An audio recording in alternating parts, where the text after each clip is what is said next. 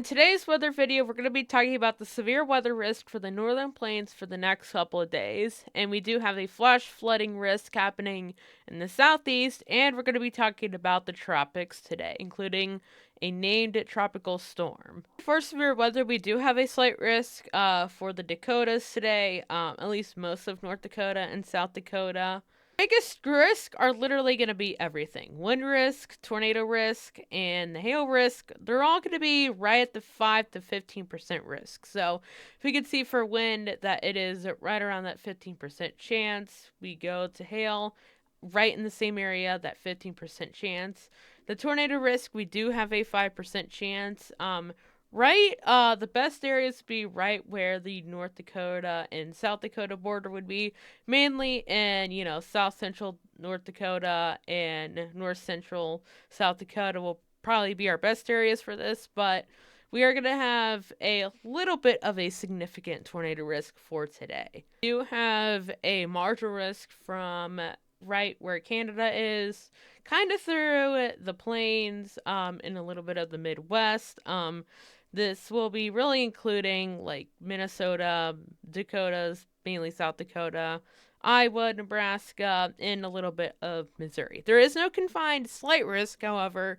I do think that somewhere within here we could probably maybe be seeing a slight risk among any of this marginal risk. So we do need to be prepared for that. So just in case, make sure you are watching live weather updates if you subscribe to Huntweather.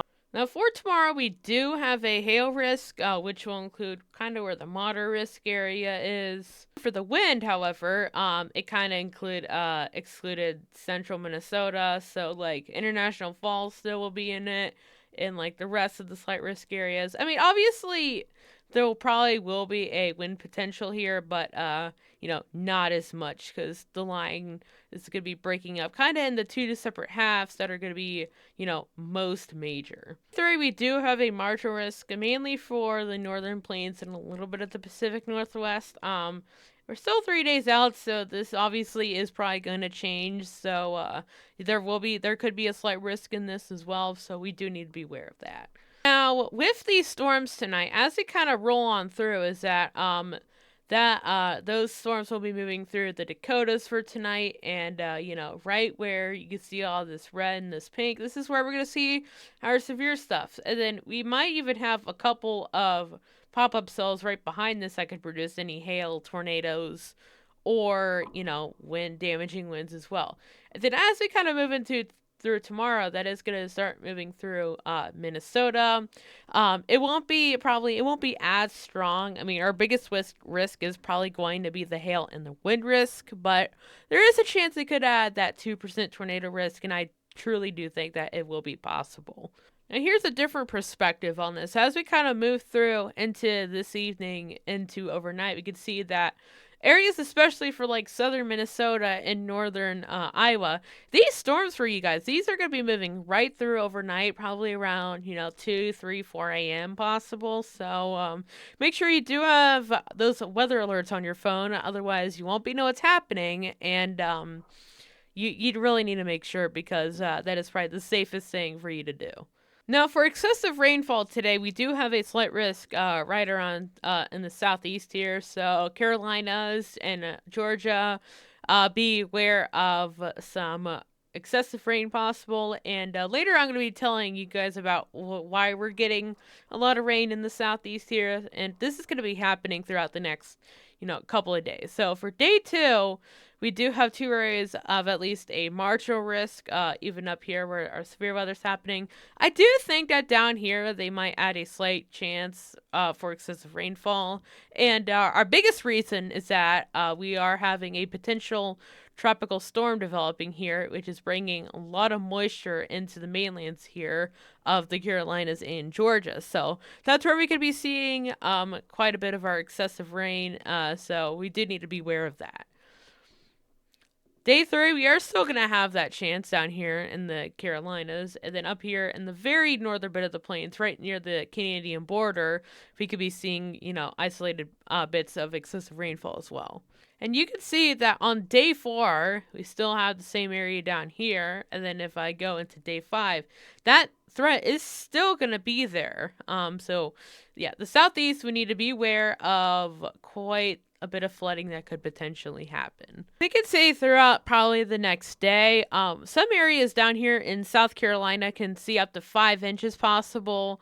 Areas around Charleston, South Carolina, Savannah, Georgia may see stuff up to an inch or two, but this is obviously going to be scattered showers, so it is going to be quite hard to predict where these is. So some areas in South Carolina could see, probably an inch or two rain. Some might see, a trace of drizzle. Some areas could see up to, 4 to 5 inches of rain. So this is going to be quite an isolated bit of excessive rainfall, and we can see that there is quite a rainfall off the coast of the Carolinas and Georgia. So that's how we know that we are going to be having quite the tropical moisture moving in. So especially if you live on the coast here, you need to be aware of flooding, as, storm sewer systems could be, not be functioning as well. Areas here are very flat, so it could flood easily, very much happening. So we do need to be aware of that.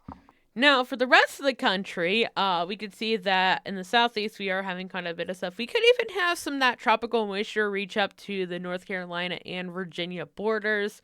Some areas could get up to 3 inches possible. Even up here in the northern plains or severe weather, some areas, again, could get up to 5 to 6 inches possible.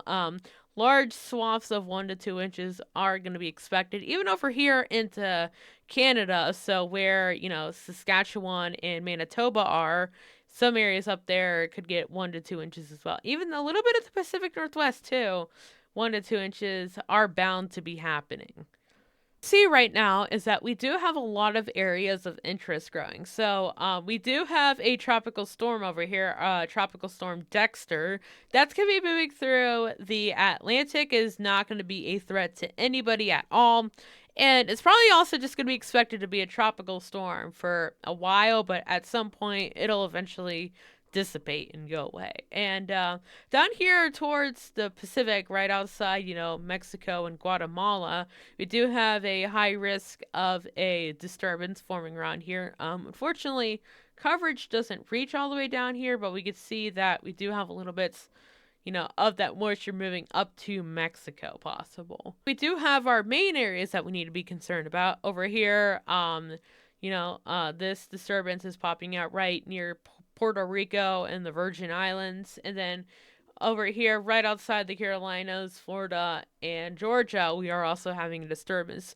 This is the disturbance over here that's causing all of that tropical moisture to move into the Carolinas. So we're going to be seeing lots of rain happening with this. For temperatures for the next 6 to 10 days, we could be seeing a very high risk over here in the Northeast and the Great Lakes, up to 80% possible with above average temperatures. And then some areas, especially in the West Coast, you could be seeing up to 70%.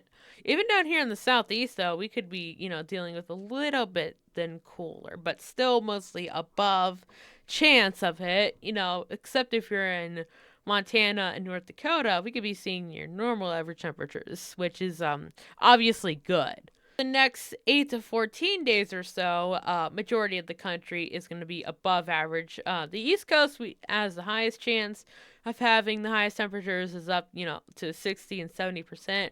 The West Coast, not as a big of a chance, except even some areas down here in Southern California could be seeing near normal average temperatures, and even a bit, I saw this too. If you live right in San Diego, a 33% chance of the temperature be below normal. So if that actually is going to be true, then lucky you guys who live down there. Now, for precipitation for the next 6 to 10 days, a lot of the East Coast... Oh my goodness, what am I doing? A lot of the East Coast is maybe have a higher chance of precipitation. This also could suggest either uncertainty or that we won't be receiving much more above than rainfall that we've been seeing. The West Coast, even around like Utah, we have been seeing persistent drought happening, and throughout the next 6 to 10 days, that could be even making things more drier with that less than average precipitation. And then the next 8 to 14 days, well, I like to say this: half of the country is either going to be a little bit above average or near normal for average precipitation, which is obviously good, especially for farmers up here in the northern tier of the U.S., where, we've been seeing persistent drought happening. And with the drought happening, the drought has been increasing, especially over here in the Central Plains, where in Nebraska, South Dakota, Kansas, we've been having up to severe drought being possible. Even up here into Montana and, the panhandle of Idaho, some extreme to even exceptional drought is happening. So hopefully that rain that's going to be coming on tonight for some areas in North Dakota, that can make it less dry. And then even over here on the East Coast, some metro areas still are going to be having some drought happening. So we do need to be aware of that. Alright, that's going to be the end for today's weather update video. So if you guys like to see another weather update video, make sure you guys like and subscribe for current updates happening that I'm going to be making videos on. And I'll see you guys in the next one. Goodbye.